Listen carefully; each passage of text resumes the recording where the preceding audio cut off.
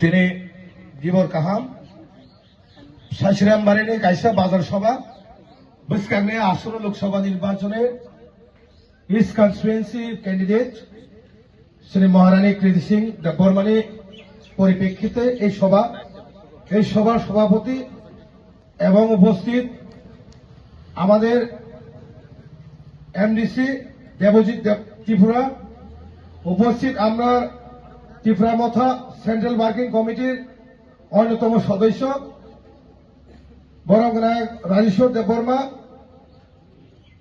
তাই দুইজন এই এলাকার ইলেকশনের কারণে অবজারভার আমাদের মথা পক্ষ থেকে লিমন এবং দাস সোনাচরণ, তাই উপস্থিত বিজেপি ডিস্ট্রিক্ট প্রেসিডেন্ট বিকাশ বৈদ্য মহাশয়, তাই উপস্থিত শ্রী মন্ডল প্রেসিডেন্ট জোলাইবাড়ি অজয় রিয়াং, তাই খরকসা আপনার নাম বলে জেলা উপসভাধিপতি এবং অন্যান্য নেতৃত্ববৃন্দ।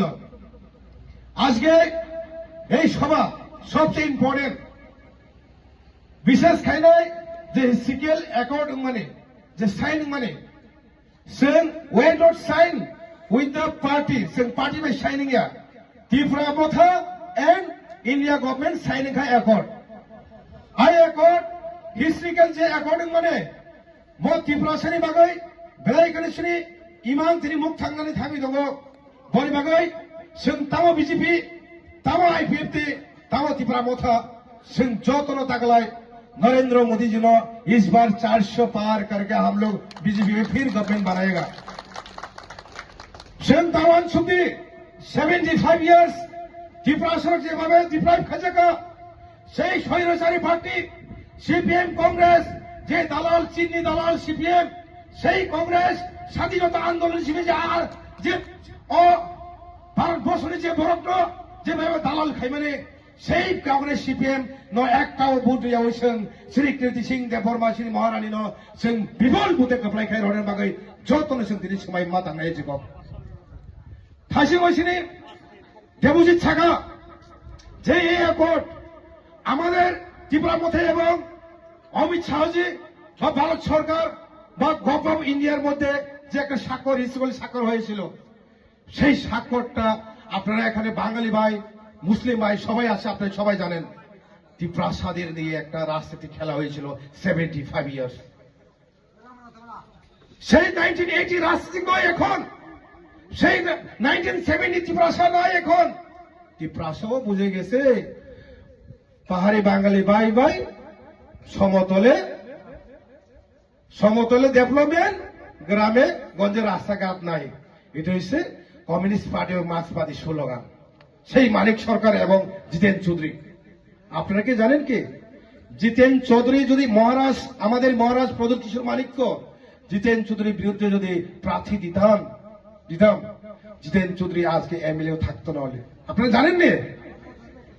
কিন্তু মহারাজ এই যে ত্রিপ্রাসা এই যে লিডার হিসাবে মহারাজ কিন্তু ওনার এগেন্সে প্রার্থী দেয়নি, সেই কারণে তিনি আজকে সাবরুম কেন্দ্রে তিনি মনোনীত প্রার্থী হয়েছিল এবং আজকে এমএলএ বিরোধী পার্টির নেতা।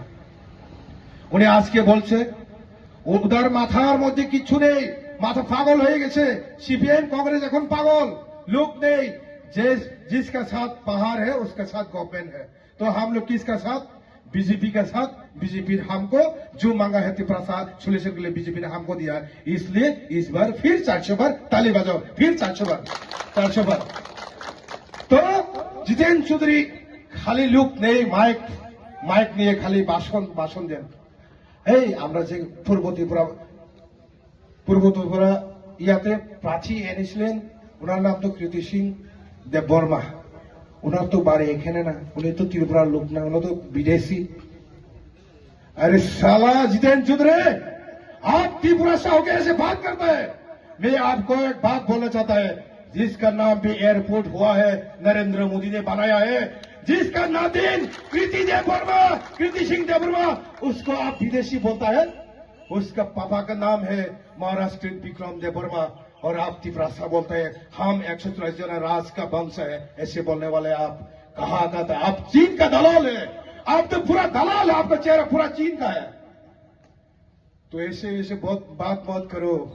त्रिपुरा का 186 का जो हिस्ट्री अभी भी आप खुल के देखो गूगल में, तो हम लोग का जो कैंडिडेट को विदेशी बोलता है, आप चीन का दलाल है।